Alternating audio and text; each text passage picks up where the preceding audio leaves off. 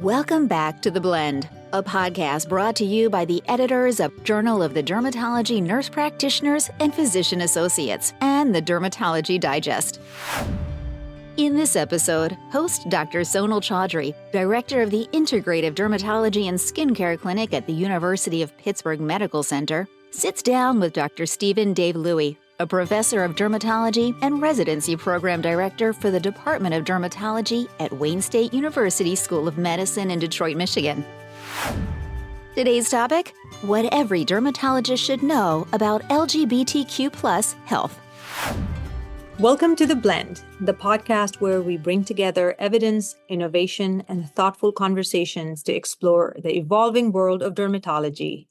Each episode features experts who are shaping the future of our field while sharing practical insights that clinicians can bring back to patient care. Our today's guest is Dr. Steve Daveluy, professor of dermatology at Wayne State University School of Medicine and residency program director for the Department of Dermatology. Dr. Daveluy is a nationally recognized expert in hidradenitis suppurativa, having contributed to numerous clinical trials, international consensus statements, and research initiatives focused on advancing care for patients living with HS.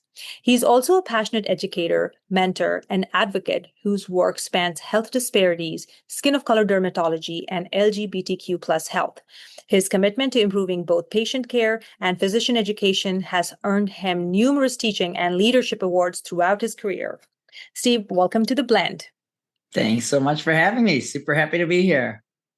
As dermatologists, we're always striving to provide this excellent care to every patient, and I know you do too. And all the patients who walk through our door, they expect a lot from us. So we still run into this situation where many clinicians will still not feel very certain about how to best care for our LGBTQ patients. And we would love to hear from you today what every dermatologist should know about LGBTQ+ health, because our physicians, they do not lack compassion, but because they're worried that about making mistakes or missing important aspects of care. So today we want to discuss some practical strategies on how we can improve the patient experience and deliver a more inclusive dermatologic care. So I'm joined today by Dr. Daveluy, who is a leader in LGBTQ+ dermatology education and advocacy, and I will be asking him some important questions that we can all use in our clinical care for our patients. So, Steve, many clinicians, they genuinely want to provide inclusive care, but they worry that they're going to say the wrong thing. What are the most impactful things that dermatologists can do during the first few minutes of an encounter to make the LGBTQ+ patients feel safe and respected? It's an excellent question. And it's a little challenging because the terms we use sort of evolve as society evolves. So something that may have been an okay term in the past now might not be so favorable. And then new terms may come in. A couple of the important things that you can remember is to mirror the patient's terms.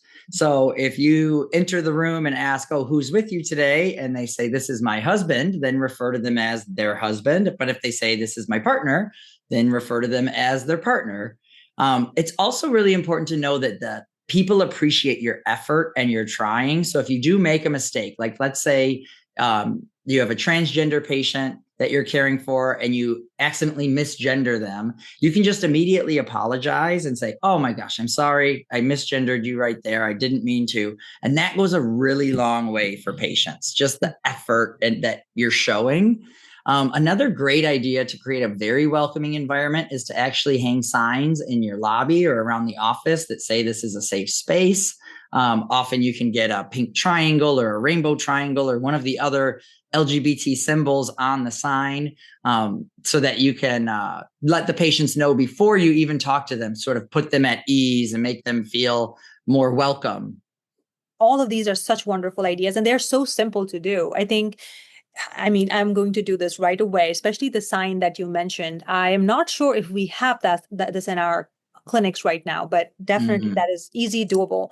I see a very large group of patients from the LGBTQ plus community. Actually, we have some collaborative work between some of the PCPs and dermatology. And even then I, falter and I don't do my best some days and I'm confused about it. So when we talk about the LGBTQ plus dermatology, what is like the biggest health disparities or missed opportunities in skincare that we dermatologists may not realize exist right now? Yeah, it varies a little bit. It's interesting because the LGBTQ plus group is actually pretty diverse, right? We've got gay men, lesbians, transgender patients, and that all kind of impacts their skincare differently. So when it comes to the gay men and lesbians, sometimes it's more about risk factors, or we see certain diseases more frequently. So we see a higher rate of skin cancer in gay men compared to straight men. And we think some of it may be due to tanning behaviors, pressures on what, the appearance should be. There was a study not too long ago where they looked through magazines that were for the gay community, and they looked at the ads to see how many people had a tan versus didn't have a tan, sort of that subliminal messaging that we get that, oh, you need to look tan to look good. We also see a higher rates of certain sexually transmitted infections. That's very behavior based. So that's one of the things you don't want to necessarily think, oh, because this patient is a gay man, he has a higher risk of STIs. And you want to ask about the behavior, take a sexual history, because a monogamous gay man is not going to have the same risk factors as someone who is not monogamous. For the transgender community, we see a lot of different side effects from the hormone therapies. So the masculinizing hormones like testosterone tend to flare HS and flare acne, but the feminizing hormones like spironolactone and estrogen can be more helpful for stopping HS and stopping acne. And this can be particularly challenging when you're managing a transgender patient with acne or HS, where you're trying to mitigate the side effects of their hormonal therapy without disrupting it. So like you don't want to give a transgender male spironolactone for their acne, because that's going to have a more feminizing effect, which is not something they necessarily want.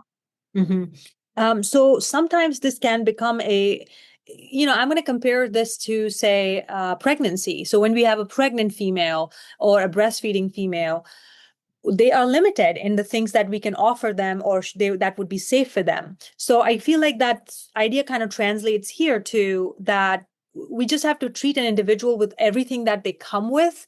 If they are bringing in these as their sort of guardrails, and we have to work with those guardrails and provide them care within that. But I think that is true for pretty much any kind of personalized medicine. So would you agree that this is not different from that in that way?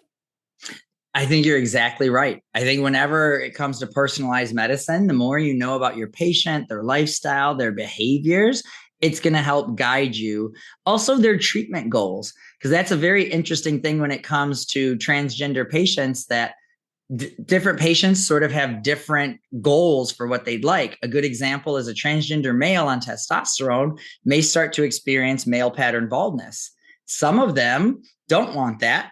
Others actually are fond of the look because it is a more masculine look, and so it's important to kind of get from your patient what their treatment goals are and have sort of a conversation, especially for our transgender patients too. The transition is a gradual process for a lot of patients, and not everybody fully transitions when it comes to taking hormones, having top surgery, having bottom surgery. And so just to sort of meet the patient where they are, have that open conversation about their treatment goals and what they're trying to accomplish, that can be really helpful in making sure that you're heading in the right direction together with the patient. Absolutely, 100%. That actually reminded me when you mentioned about taking that sexual history, in fact, also social history. I'm going to bring both in here together. It can sometimes feel a little uncomfortable for both the patient and the physicians to approach this subject. So what kind of is there a list of few questions you can share? What information is actually important to dermatologists to know? And how can we ask those questions in a way that really feels very respectful and natural to the patient? Excellent questions. There was a wonderful JAD article. It was a CME article a few years ago that sort of covered this topic and has a very great table of example sentences for ways to make it a little less awkward for the sexual history. One example is, whenever I see this rash in a patient, I take a sexual history. So I'm going to ask you some questions about that. It sort of normalizes it, makes it seem like I'm not asking you this just because of your sexual orientation or gender identity, but because of the rash that I'm seeing. Mm-hmm. And then you can ask unassuming questions. So you don't need to ask about the patient's identity, but you can focus more on behavior, because that's what the real risk factor is.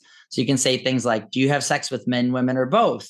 How often do you wear protection? How many partners have you had in the last 3 months, 6 months, a year? So those things that really focus on the behaviors are more helpful, because if you ask someone, for example, well, are you gay? They may have sex with men, but not consider themselves gay. And so the identity doesn't always match up. So it's really good to focus on the behaviors, because that's what really helps us then to make the treatment decisions. So should there be two big questions here, or rather three, to ask about behaviors, ask about also what do they identify with, and also would that be different from what the gender is? Right, exactly. All separate. And that's another good point for when we're talking about making patients feel welcome. On your intake form, it's nice if there are the options. You know, patients can feel alienated if there's only the male and female options for gender, and they don't have the ability to choose the identity that really fits them. And so that's a really great way too to sort of get that out of patients, ask them about their identity. We also recommend that people collect the identity of sexual orientation, mostly for research purposes, because we're not always collecting it as consistently as we do things like race, which honestly, when you look through medical records, about 30% of patients don't have a documented race anyway. But this is one that we're really not collecting, and it'll be helpful to do some of these epidemiologic studies in the future if we start collecting it. You just have to go about it in a tactful way. So sometimes an intake form is nice because it takes a little bit of that awkwardness out of the conversation. Or like I said, coming into it and just being open-minded. You know, you can ask patients open-ended questions like, what is your gender identity? Or how do you identify? What pronouns do you want to use? And that way it helps to gather that data a little.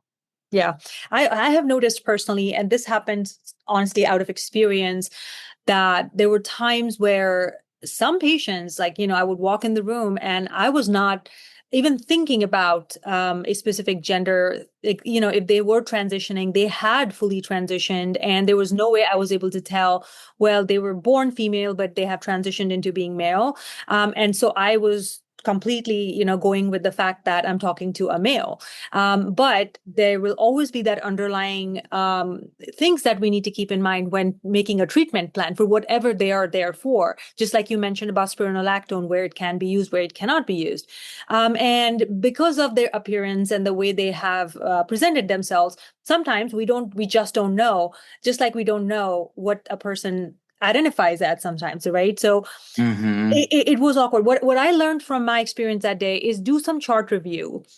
Even in a Yes. fast-paced clinic, if it's linked in the chart in a way or labeled in a chart, like, sometimes people will have that in their own information, like, hey, so this is my identity. And if they have made it very clear, we should pay attention to that. But also, when you do chart review, you will see some kind of history or presentation previously that describes, hey, this person went through surgery, or they are on some kind of hormone replacement. And that should give us that hint and that clue.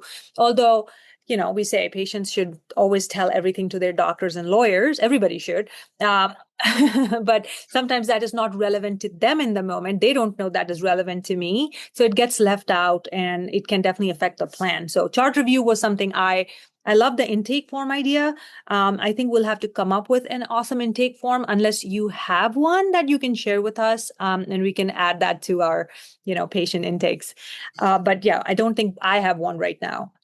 Yeah, the JAD article actually has an example of one, and Howa Young was the lead author on it. So it's really great. It's a very good resource that was really designed to help people set up their clinic. And I like what you were saying with the chart review. A lot of times in the EMR, there's ways to document things. So like for our EMR, it can document patient's legal name, patient's preferred name, patient's sex at birth, patient's gender identity. And so it makes it a convenient pop-up.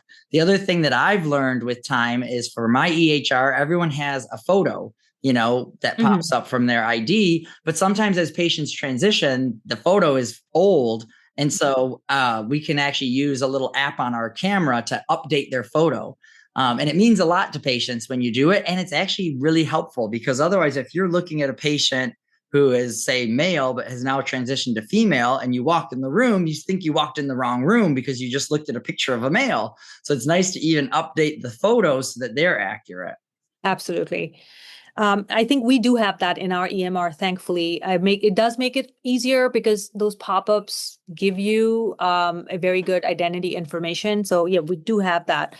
Okay, so before we wrap up, I would love the listeners to leave with one takeaway. So if you could change one misconception that dermatologists have about caring for LGBTQ plus patients, what would it be? I would say to remember that the LGBTQ plus group is very diverse. There are all kinds of people with different sexual orientations and gender identities. And so even though we sort of lump it together, it actually is really dealing with many different aspects for different patients. And so to just remember that, be open-minded, be curious. Patients appreciate if you just, like we said earlier, ask them questions about behaviors, about identity. Don't be afraid to make a mistake because, like I said, if you apologize to the patient, that means even more because it shows that you're making a solid effort. But just really remembering that it's an umbrella term that includes all different patients with different risk factors for different diseases and different needs. I think that is kind of the definition of integrative dermatology. Just a quick plug for that there. Right. So don't assume, ask. Got it.